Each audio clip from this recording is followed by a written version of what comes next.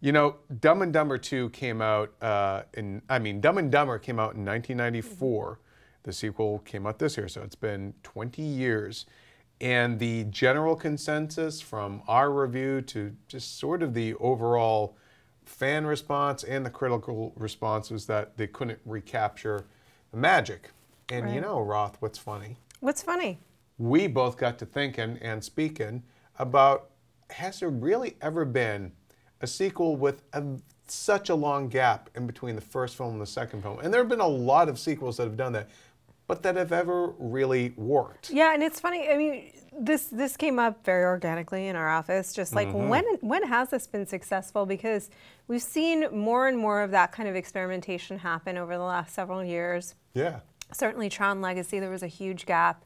To a lesser degree, we have things like Sin City 2 this year, this summer. Things like 300. But it's actually, it goes back to even like the Texasville, the last picture show, and Evening Star being the Terms of Endearment sequel. And then, you know, it's not in Godfather 3, it was a huge gap between those ones. Yeah. Each one of those sequels didn't live up to the promise of its predecessor. I think Last Picture Show to Texasville is probably the biggest gap. I think, what is it, like 30 years? Yeah, something? It's about 30 years in between.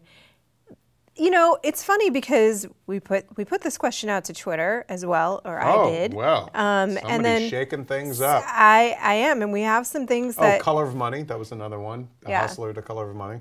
Well, so here are some suggestions. Toy Story 3, I guess there was about an 11-year gap. I'm talking generationally. I'm saying like enough that you're bringing your kids almost to the sequel that you saw. What we have discovered, and this is surprising for us, is that if it's Stallone, he can do it. Yes. So Rocky Balboa and the most recent Rambo sequel, pretty good. Both better than the ones before it, in my opinion, and generally it's kind of viewed that way. I mean, I think you'd be hard-pressed to find somebody who thinks Rocky V is better than Rocky Balboa. Right. But Rocky Balboa was kind of hearkening back to what was great about Rocky. Right, you know? And it worked. And Stallone was kind of humble enough to recognize that he had to go back to basics and kind of acknowledge the fact that he's an old man now, you know? But you look at, like, it seems like the greater the movie and the longer the wait between sequels, the worse it gets. Like, you had Two Jakes to Chinatown,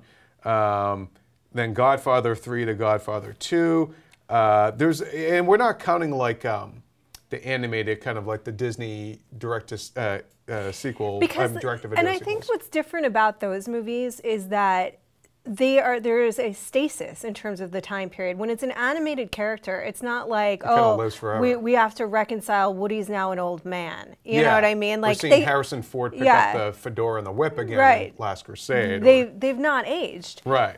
So that's point one. I think we're really not counting things like that where like that world remains the same, and it's about, in terms of the characters, and it's about telling a new story in that world. Or it's even worse too, like when you're picking up something and one of the key characters is missing, like Blues Brothers 2000, you know, clearly long time since John Belushi died, and he was half of the Blues Brothers, and you know, despite bringing John Goodman and Jim Belushi, it didn't work. I mean, it's one of the famous, like, bad comedy sequel, you know? Right. And I think the second thing, if we're bringing up the Stallone films, is that the thing that they have in common is that the film before wasn't as good. Right. You know what I mean? As the original. It had nowhere to go but up. It had nowhere to go but up. So when we're seeing these huge breaks between a film that was either very novel for its time, like 300 and Sin City, and kind of like captured a moment and then was trying to recapture it years later, could not do that. Or a film that's truly Both great. of them.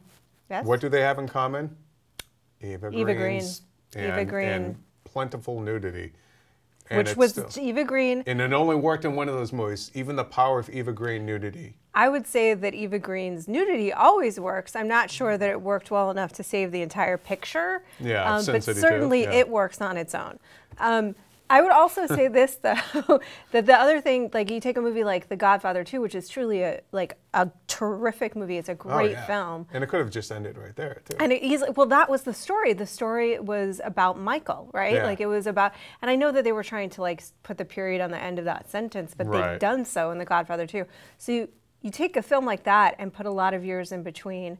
There's really nowhere to go but down. Yeah. You know, I mean, you look at something almost like setting yourself up for failure. Well, like I always wanted to see a sequel to Wall Street because I was curious, like because it wasn't like Greed or sort of the excess American excess had gone away anytime soon.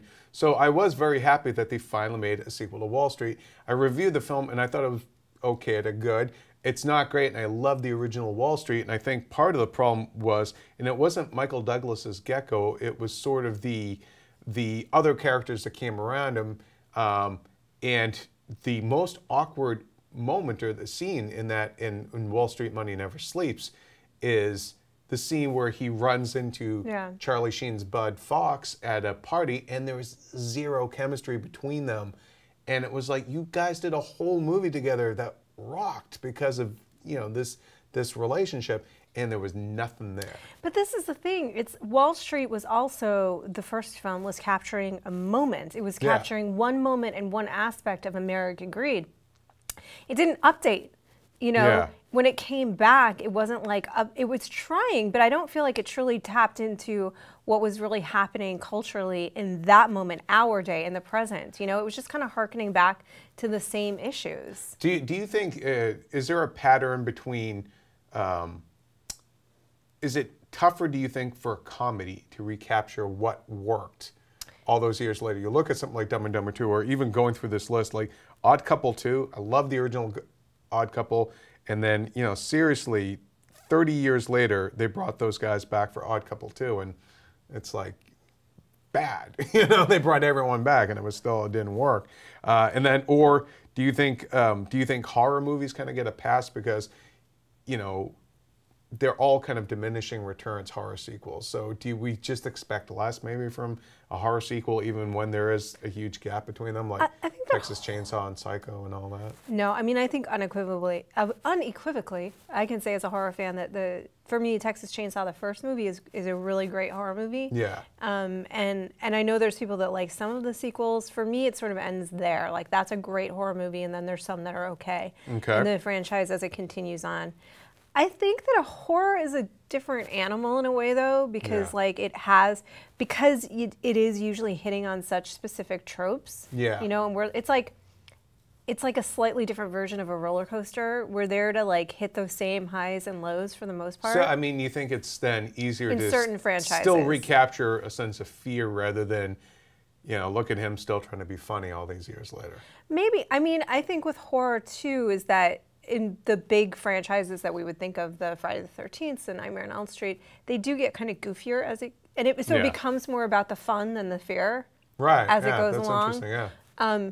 I don't know that it's harder for a comedy than a drama, because we've just named a bunch of dramas that also did not recapture the magic of the original. I would say that if you've made, in a franchise like Rocky or, you know, Rambo, when it really has devolved, all you can do is all of these years later recapture what was great about the original. And if you do that, that's a surprise to the audience. And it's also still sort of a one-man show. It's ultimately still up to Stallone to, like, as long as he's in shape and can kill a guy in 15 different ways in 10 seconds, then, you know, I think our answer is that if we create a series of animated adventures with Stallone killing people, we have a franchise that can last forever. We have to bring back that Rambo cartoon. Yeah, I mean, it is interesting to go back and look at. There are so many more sequels that had these years, decades-long gaps between them, than would immediately spring to mind. You think, there's only a few, but there actually is a lot of them, and more so lately with Tron Legacy and Last Crusade, and none of them have quite worked. Well, Tron was a really weird one. Terminator Genesis coming up next year, and Schwarzenegger coming back for that. You know, we'll have to see, you know. Yeah. Well, to me, Terminator is its own animal also because it's such an expansive franchise at this point. Right. But we will see, and that is a reboot versus a sequel. So yeah. Well, hopefully, you know, we'll have some sequels in the years ahead that actually deliver.